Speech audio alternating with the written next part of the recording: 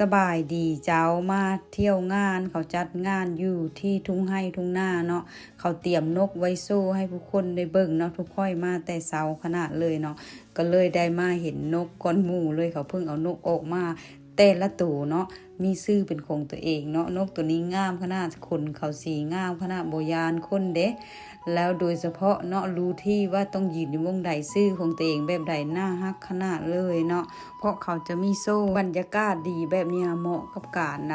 จัดงานแบบสินะอยู่กลางทุ่งไร่ทุ่งนาแบบสินะเนาะคนก็หลายเนาะค่าเข้ากับบ่แพงปานใดเนาะแล้วเขาก็จะมีเครื่องบินโซ่ให้ผู้คนได้เห็นเนาะเพราะว่าเขาจะเป็นเครื่องบินแบบสมัยก่อนโบราณนักรบนะที่ว่าเขา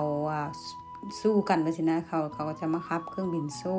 ให้ผู้คนได้เบิ่งแบบสินะว่าเป็นแบบใดแบบสินะเนาะแต่ก็คนหลายอีหลีเด้เพราะบรรยากาศดีนะแล้วก็ของเล่นของเด็กน้อยก็มีบ่หลายปานใดแต่ว่าก็สนุกสนานมีกิจกรรมมากมายให้เด็กน้อยเล่นแบบสินะเนาะแล้วงานมันก็บ่ได้ใหญ่แต่ว่าดีตรงที่ว่ามัน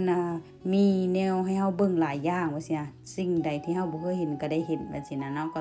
คนก็หลายเด็กน้อยก็หลายเพราะเป็นวันหยุดนำเนาะแล้วก็ค่อยก็สิพาย่างชมวิวเนาะเพราะเขาตั้งงานอยู่แถวใกล้ๆกับคลองน้ำนะฝั่งนั้นก็จะเป็นทุ่งไร่ทุ่งนาเป็นป่าเป็นเขาก็ว่ากันไปเนาะแล้วฝั่งนี้ก็จะเป็นงานว่าซี่แล้วตรงข้างบนนั่นก็เป็นเชิดเนาะให้ผู้คนแล้วก็เอาเสื้อเอาหยังมานั่งตากแดดว่าซี่นะรอการแสดงเนาะอันนี้เขาอมเสื้อนี่เขาสิ